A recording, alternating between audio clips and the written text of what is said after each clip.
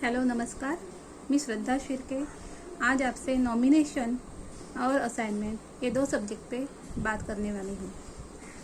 भारतीय जीवन बीमा निगम के पास ऐसे बहुत सारे इंस्टीट्यूट के पास 1.5 करोड़ का अनक्लेम अमाउंट है।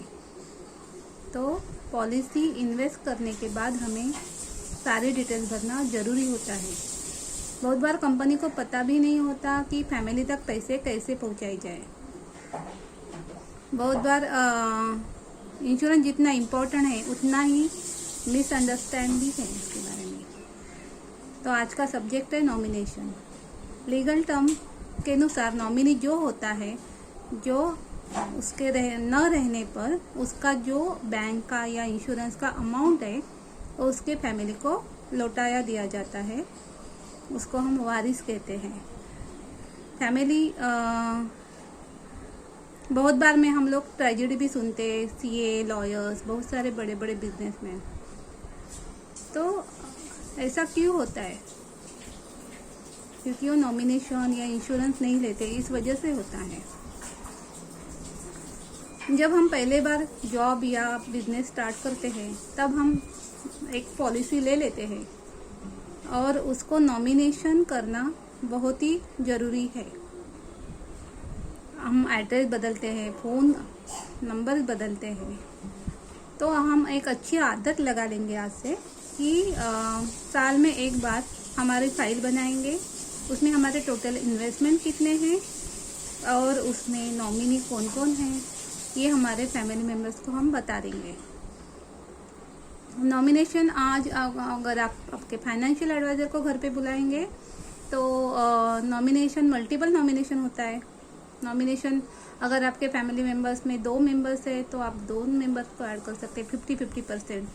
3 मेंबर है तो 30-30% नॉमिनेशन दे सकते हैं, या 4 मेंबर है तो 25-25% नॉमिनेशन दे सकते हैं। उसके लिए KYC मीन्स पैन कार्ड, आधार कार्ड का जेरोक्स, ओरिजिनल पॉलिसी और नॉमिनल जो चार्जेस है वो आपको पेड करना है। तो हम नॉमिनेशन बराबर करेंगे अपने जो बैंक अकाउंट या अपने जो इन्वेस्टमेंट है उसमें। ठीक है। अभी दूसरा सब्जेक्ट है हमारा पॉलिसी असाइनमेंट। पहले हम लोग why we are purchasing the insurance उसके बारे में बात करते हैं। हमारी रिटायरमेंट लाइफ सिक्योर करने के लिए हम लोग इंश्योरेंस लेते हैं। बहुत बार 60 to 80 हमें आगे किसी के आगे हाथ ना फैलाना पड़े, इसके लिए हम इंश्योरेंस करवाते हैं। सेकंड पॉइंट है, घर में बच्चे हैं तो उनके हायर एजुकेशन के लिए, शादी के लिए, ये जो श्योर इवेंट्स आने वाले हैं उसके लिए हम इंश्योरेंस लेते हैं। तीसरा जो पॉइंट है, फैमिली सिक्योरिटी। बहुत बार एक ही इंसान कमाने वाला रहता है और उसके ऊपर 3 या 4 मेंबर डिपेंड रहते हैं, तो इंश्योरेंस इसके लिए होना ज़रूरी है। What, why, which, how many types, when to do, how to do, which documents need for assignment. अपने अधिकार को दूसरे को ट्रांसफ़र करना, इसको असाइनमेंट कहते हैं। इसमें एक असाइनर होता है और दूसरा होता है असाइनी। अधिकार को ट्रांसफ़र जो करता है उसको असाइनर कहा जाता है, और जिसको पॉलिसी सौंपी जाती है, उसको ट्रांसफ़र की जाती है, उसको असाइनी कहते हैं। मतलब असाइनर के अधिकार रद्द होते हैं पॉलिसी देने के बाद असाइनर को, और असाइनी पॉलिसी का मालिक बन जाता है। बहुत बार उसके पैसे जब तक लौटाए नहीं दिए जाते तब तक वो मालिक रहता है। टाइप ऑफ असाइनमेंट 2 टाइप से उसमें, एक एब्सोल्यूट असाइनमेंट और दूसरा है कंडीशनल असाइनमेंट। एब्सोल्यूट असाइनमेंट का हम लोग एग्जांपल देते हैं तो आपको अच्छा जल्दी समझ में आएगा।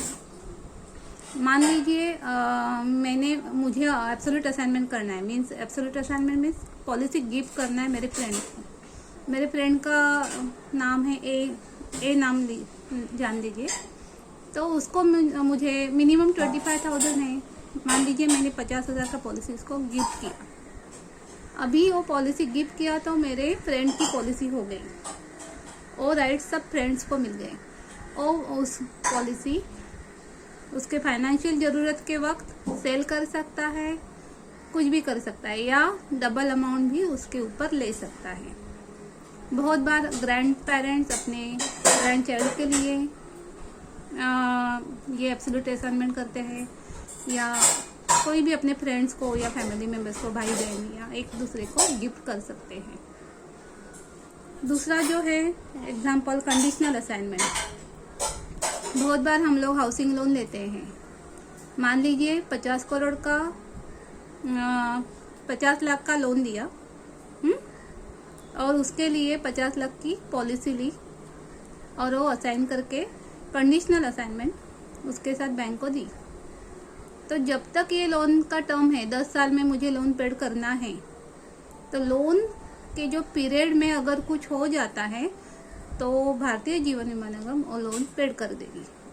अगर लोन पूरा पेड कर दिया, इसका मतलब वो पॉलिसी रीअसाइन करके हम ले सकते हैं, मीन्स उसका बोनस वगैरह वो सब असाइनर को मिल सकता है।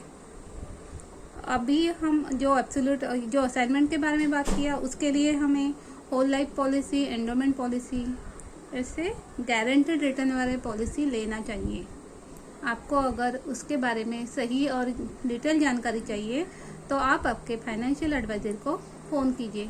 थैंक यू, धन्यवाद।